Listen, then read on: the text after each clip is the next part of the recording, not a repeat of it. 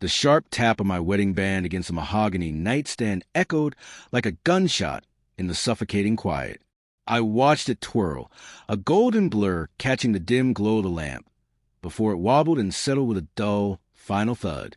Amelia flinched.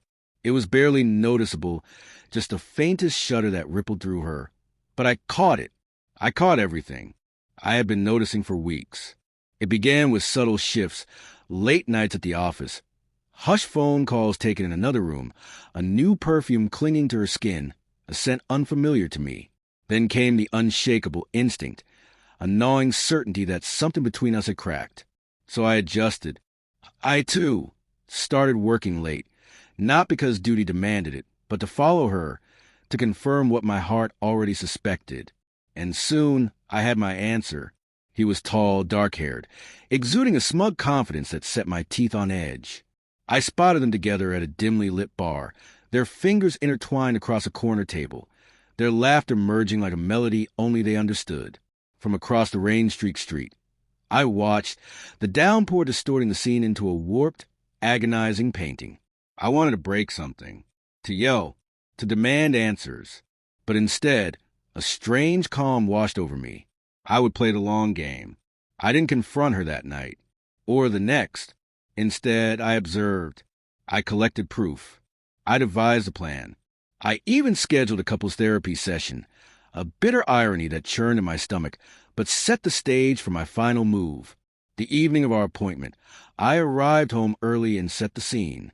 2 glasses of our finest wine, the kind reserved for anniversaries, stood waiting.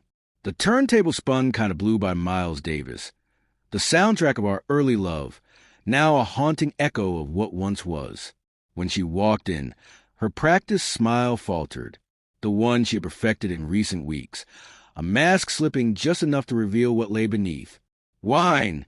she asked, her voice tight. "Of course," I responded smoothly, masking the storm inside. "Thought we could relax before therapy." She lifted the glass, fingers unsteady. Her coat remained on, a dark trench that seemed to engulf her. "Everything okay?" she asked, her gaze flitting around the room as though searching for an escape. "We'll talk in therapy," I said, locking eyes with hers. Then, deliberately, I removed my ring, the simple gold band that had once symbolized forever, and placed it on the nightstand. The metallic click in the tense silence was deafening. That's when I saw it. The flicker of panic in her expression, a fleeting, almost instinctive movement beneath her coat. And when her hand reemerged, her left ring finger was visible once more, adorned with the platinum band she had abandoned weeks ago now rested on her finger once more. She had slipped it back on, as if it could somehow shield her, a fragile barrier against a storm she knew was about to break. The therapy session was a masterpiece of restrained fury. I laid everything bare, the late nights, the secret rendezvous, the man whose name I had uncovered, Riley. I presented photos, text messages, even a hotel receipt. The therapist, a young woman with wide, startled eyes, looked as though she were witnessing a car crash unfolding in slow motion. Amelia denied it all at first, stammering, pleading, her carefully constructed facade crumbling before my eyes. But the proof was undeniable. Her protests morphed into broken sobs, then into a desperate plea for forgiveness. "It just happened," she wept, clinging to my hand. "I don't know how. I love you, I swear I do." I stared at her, truly seeing her for the first time in months, perhaps even years. And in the eyes of the woman I had cherished for 15 years, I saw nothing but a stranger. "You know," I murmured, my voice eerily calm, "Riley called you earlier. He seemed quite worried about our session." Her face turned ashen. She hadn't known I had visited his apartment, hadn't realized I had confronted him. That confrontation had ended with him backed into a corner, pleading with me not to hurt him. He had spilled everything, names, dates, details, eager to save himself, willing to throw her under the bus without hesitation. Right there, in the therapist's office, I had arranged for a friend, an attorney, to serve her with divorce papers.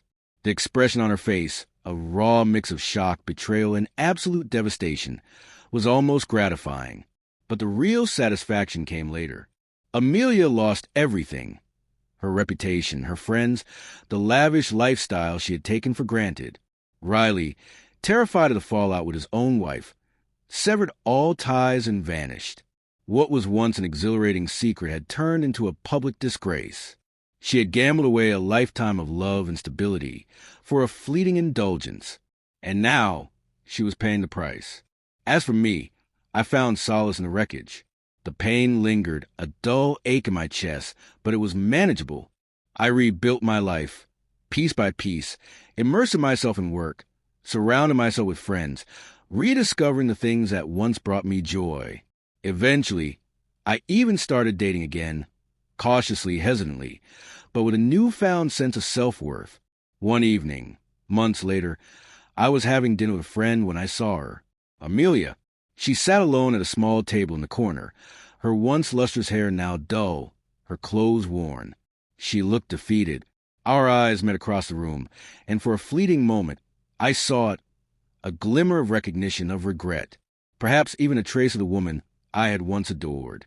Then she quickly looked away, as if ashamed to be seen. I didn't approach her. There was nothing left to say. Instead, I simply lifted my glass in a silent toast, not to victory, but to closure. The soft clink of my new wedding ring against the glass was a quiet affirmation, a symbol of a fresh start. The past was finally behind me.